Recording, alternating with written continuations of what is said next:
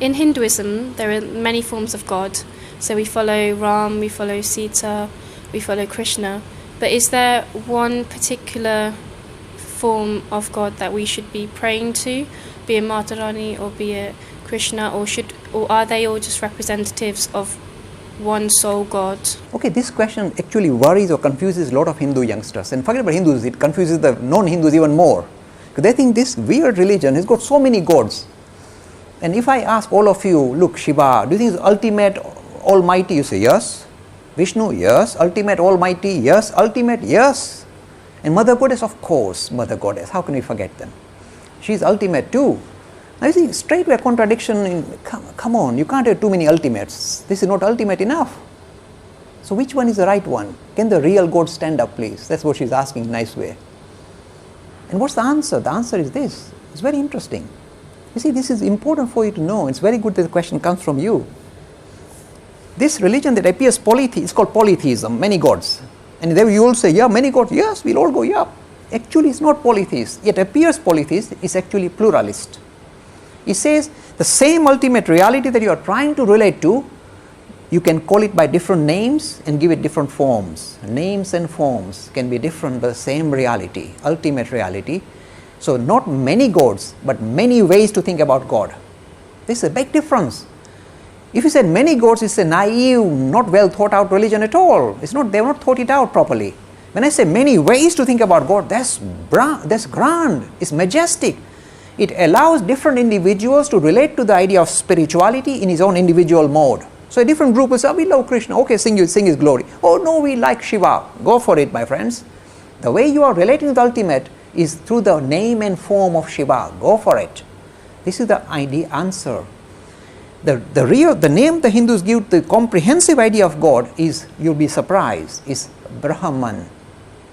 Now the word Brahman, there is no person, like Brahma is different person, not Brahma. We're talking Brahman, Brahma. And the word Brahma means spirit, not as a person at all, but as a principle that underpins reality. They said the whole of this creation is nothing but an expression of this principle. Look, not a person, principle that becomes visible, manifested as the world that we see in front of us. And the same principle, Brahman, becomes more visible, becomes clearer as living things, and the most clearest vision of this Brahman, this principle, is humanity, men and women. That's why I said you are the clearest manifestation of God on earth. Where else will you find your God? He is lighting you up. Not you, everybody. So this is a principle-oriented religion, but then it allows a personalized approach, because he said, look, why should we, in that case, why don't we just talk Brahman, and why should we have bother with Ram and Krishna and Shiva and Mother? The reason why we have to bother is because we are human, and you got human failings, or if you like, human limitations. As we are human, the only way we can build a relationship with this principle called Brahman is to think of this principle as a personality. Suppose I said, build relation with Brahman. You say, what do I do now? I said, no, think of Mother Goddess, sweet, with flowing hair. And you want to say, oh, mommy. Now it's easy to build relationship. With Brahman, how do you build a relationship? It's a principle, it's abstract.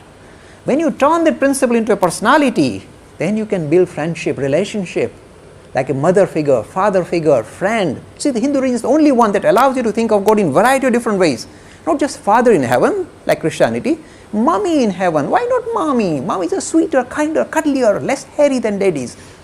Why can't you think of God like mommy? Why daddies all the time? Why fixation? In fact, the Gayatri that you just recited gives you the clue of the Hindu tradition. This is what it translates as, let us meditate on the glorious effulgence of that Supreme Being who has created the universe. May she enlighten our hearts and direct our understanding. She, addressing God as she. The central prayer of the Hindus think God is a woman. See? Because we are human, we like to relate to this principle in a human manner. That's why we create all this imagery. Let's go for it. The same one becomes all this. People say, how do you reconcile principle and personality? This is how we reconcile. It's like ice and water. Water is fuzzy, no shape, nothing, it's just fuzzy. When you freeze it, it can take on different forms.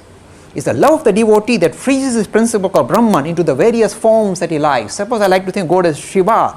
This principle reduces itself and becomes Shiva and comes in front of me and interacts with me. This is Hinduism. The love of the devotee freezes this principle into the personality of his choice. See the power of religion. Real democracy, spiritual democracy.